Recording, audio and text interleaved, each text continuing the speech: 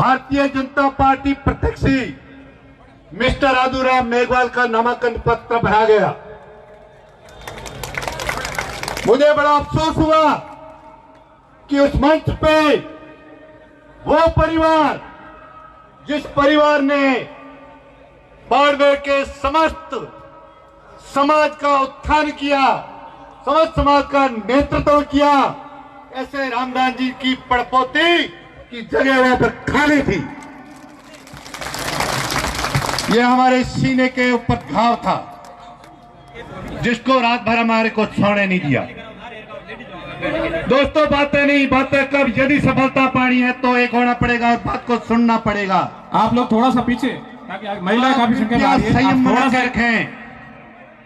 पहले हमारे को हमारे घर की लड़ाई को जीतना है और घर की लड़ाई है प्रियंका जी को थोड़ा सा टिकट पीछे देना।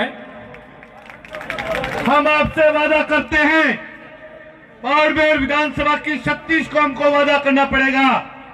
वोट आपका पड़ेगा, हम लड़ने के लिए तैयार हैं। तन मन धन से हम आपका सपोर्ट करेंगे। और ये अलकामान कान खोल के सुन ले, आप ये गलती करोगे तो आप बहुत बड़ा नुकसान उठाओगे।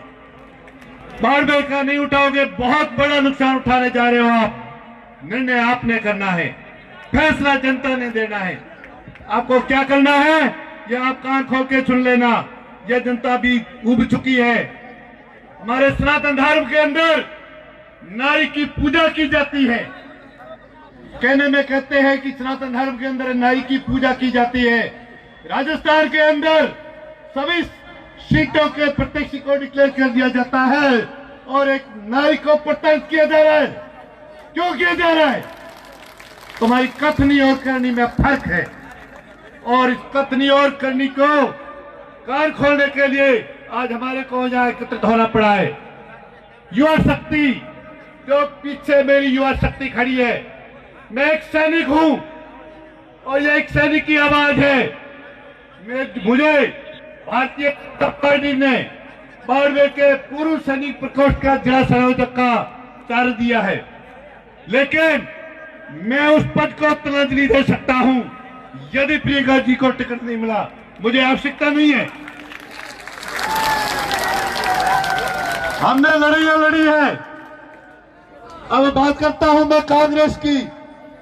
युवा किसी भी को लड़ाई को जीतने के लिए उसके इतिहास के बारे में जानकारी होना अति आवश्यक है। मैं आपके सामने खड़ा हूं। पंजाब के आतंकवाद के समय में हम फौज में पैदा हुए।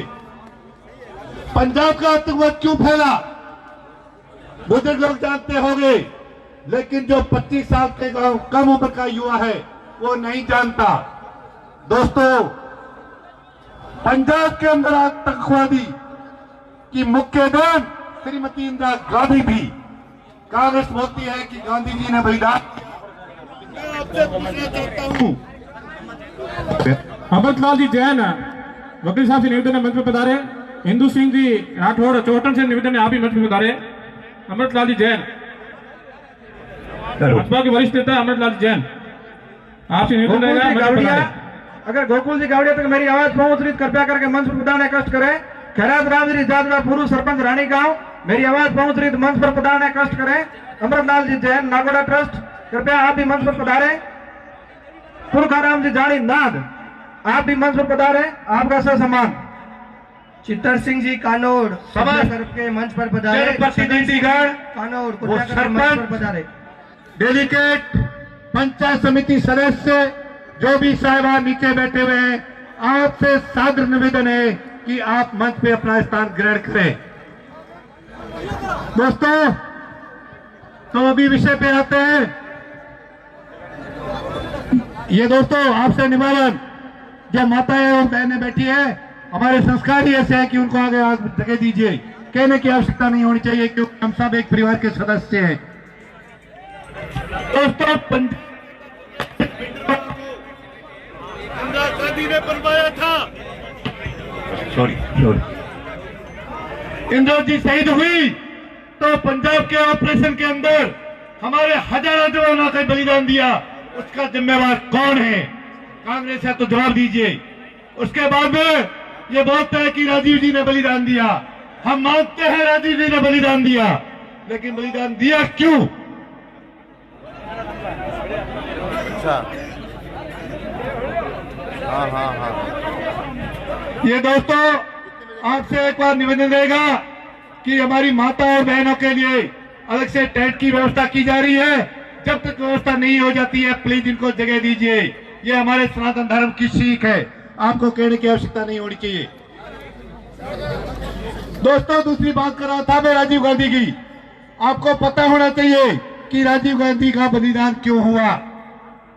श्रीलंका के अंदर हमारे तमिल भाई वह शरणार्थी का जीवन जी रहे थे और वो अपनी हक की लड़ाई के लिए शीलियों से लड़ रहे थे, और श्रीमती राजीव गांधी ने हमारी सेना को वहां भेजा और तत्कालीन मुख्यमंत्री करुणानिधि तमिलनाडु ने उसका विरोध भी किया था, लेकिन राजीव गांधी ने जबरदस्ती सेना को वहां भेजा और हमारे 880 जवान शहीद हुए।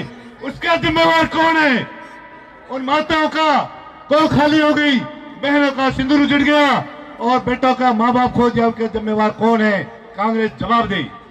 दोस्तों यदि राष्ट्र को सुरक्षित रखना है, यदि राष्ट्र को सुरक्षित रखना है तो राष्ट्रवाद का होना अति आवश्यक है। आप भेदभाव को भूल जाइए। यही नरेंद्र मोदी जी है जिसको अमेरिका ने वीजा देने से मना कर दिया था, और आज वही नरेंद्र मोदी है बाइडेन पीछे दौड़ता है हाथ मिलाने के लिए। क्यों है ये भारतीय जनता पार्टी की ताकत है। आपने रशिया और यूक्रेन की लड़ाई में देखा होगा किस प्रकार से हमारे बच्चे सीधा तौर के राष्ट्रीय ध्वज के साथ यूक्रेन से निकल रहे थे। हमारे देश के भी नहीं, बांग्लादेश और पाकिस्तान के लोग भी भारतीय झंडे के साथ निकल रहे थे। ये भारतीय जनता पार्टी की ताकत है, ये नरेंद्र मोदी का नेतृत्व है।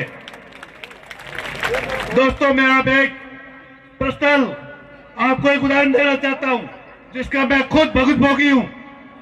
बात में 90 के दशक की श्रीनगर की कर रहा हूं। मैं सोपोर के अंदर तैनात था और ये जो सचिन पायलट जी है इनके पिताजी गृह राज्य मंत्री थे और इनके पास आंतरिक सुरक्षा का जिम्मा था। आदेश मिलता है कि 500 उग्रवादी 500 आतंकवादी सेव के बाजार के अंदर इकट्ठे होके हैं और आप उनका कॉर्डर करिए। 5 बटालियन लगती है, सुबह 5 बजे आदेश आता है दिल्ली से, कॉर्डर को तोड़ दीजिए, आप कोई कार्रवाई नहीं करेंगे। और उसका नतीजा क्या होता है कि भारत माता के सपूत भी पैदा हुए।